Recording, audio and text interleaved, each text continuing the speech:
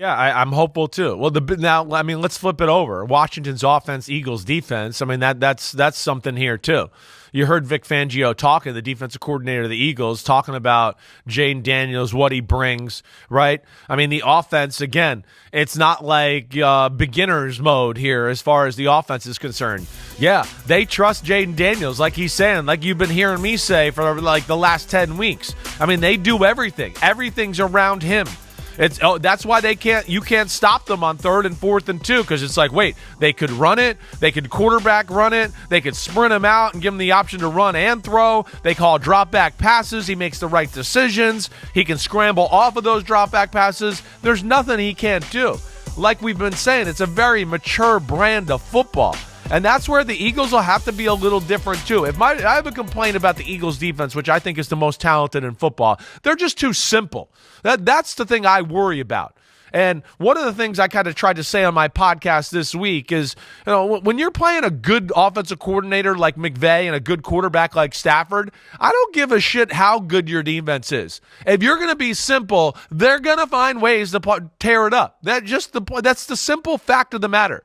It's 2025, and simple, sound defense doesn't get it done that much anymore. All the good defenses in football do all kinds of crazy shit and confuse quarterbacks. And that's where Vic Fangio, I think, has got to go out of his comfort zone a little this weekend, because if he thinks he's just going to play his zone defenses, Jayden Daniels has already shown he will pick you apart and you will die a slow death.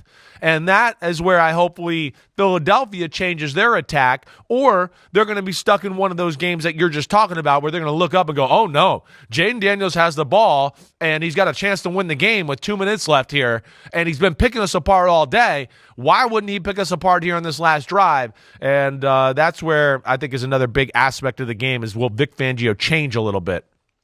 Roll those plays from earlier, please, Gary, because there was something in there that the Jayden Daniels plays resonated for me. Yeah, the Jayden Daniels plays. Yeah. The play against the Eagles where he's in the pocket, and I'm not sure this is the one. It's coming up. Yep. The walls start to close in, and he doesn't take off. He doesn't freak out. He just slides like effortlessly. Here it is. Yeah. Watch this. They're starting to come across. He's like, oh, you know what? I got an issue here. I'll just do this, and I'll just get rid of the ball. And the next thing you know, Zacchaeus is going to score a touchdown. And it's just that calm, keeping your eyes down the field while being aware of what's going on around you and having the confidence that you can just slip away. You don't have to go hair on fire like we've seen Patrick Mahomes do. You don't get gobbled up like Kirk Cousins does, where sorry, Kirk, but you're the first guy that came to mind because I saw it happen so many times from 2018 through 2023, where the walls start to close in and it's like the brain short circuits and it just falls apart. Daniels just calmly slips to the outside, and he knows they're not going to be able to get him because of the elite athletic skills, slips outside, throws the ball, and that's that. And that's one of the reasons why they're in the NFC Championship. Definitely. For the 7th time in franchise history. Their record in NFC Championship games is 5-1. Right. Who did they lose to? Oh, let me tell you, it was a day way back on January 11th, 1987. Right. It was very windy, and the Giants whooped that ass. You hear that, Gary? Gary's a Commanders in the back room, okay? He's a Commanders fan.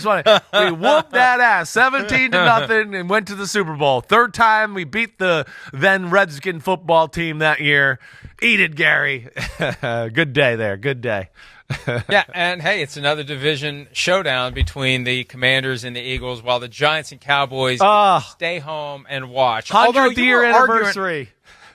You were arguing earlier this week that you actually like this. I do. Most fans of a team in a division would say, screw the rest of them. You actually like what's going on. I think there's a more of a nostalgic feel to me, right? I mean, I think you could at least relate a little bit. You understood the 80s there for a while.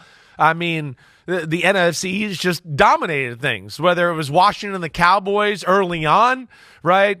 Then it became the Giants and Washington. Then it became the Eagles and the Cowboys. And, of course, Washington, too, with the 91 Super Bowl. So it was like the glory days of the NFC East and the glory days of football in a lot of ways, where, the NFC East and the 49ers really kind of dominated things for about 15 years straight in a lot of ways. So that's why I think it's kind of cool. And yeah, I'm so that's why I do like it. It's memories and all of that. And it's the way football, to me it's old school franchises going against each other.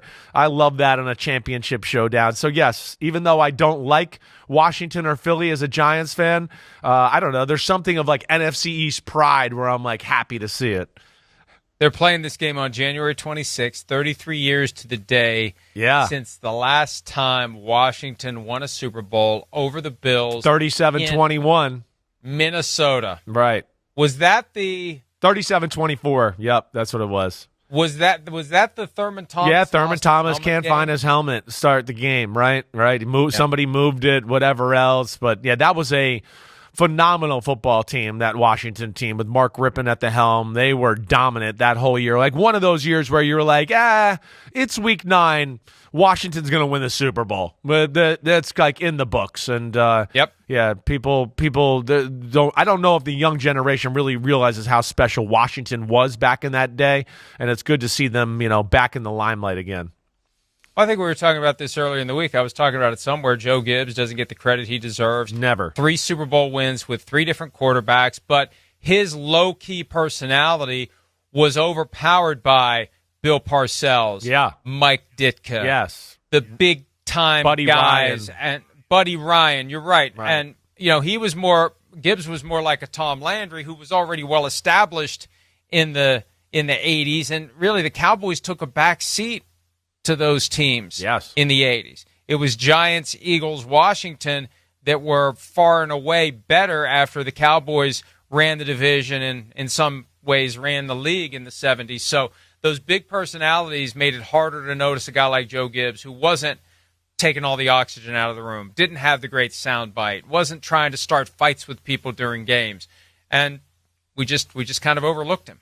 Yeah, totally overlooked. He's by far the most under the radar, disrespected great coach of all time. And I think you laid it out perfectly. I think really the 3 different quarterbacks things hurts him because nobody can latch on to oh, look at what he did with that quarterback and how special that is, right? That's usually what brings people and fanfare to the, to the table as far as that's concerned. He was special. Bill Parcells will tell you that's the best coach he ever coached against, right? I've heard him say that a number of times. We'll see. It's cool to see the Commanders back in the spotlight of the NFL as one of the top teams, and things are going in the right direction with this new ownership and possibly the RFK Stadium being rebuilt there in the middle of the city. All things are awesome, but hey, they got a tough task in front of them this weekend. They are the hot team, and they're playing a team that's definitely better than they are talent-wise. There's no doubt they are better than Philadelphia Eagles, but they are not peaking and playing their best football right now, and Washington is. And that's where this game gets dicey. And then especially like we always talk about, when you got a quarterback like Jayden Daniels, everybody in that locker room's like, we can win. We can win. And there's a belief there right now that I think is very tangible, and I could feel it when I was there late in the year when they were getting ready to play the Falcons. Hi, it's Mike Florio. Thanks for watching PFT on YouTube. Hit subscribe for the latest news and analysis from Pro Football.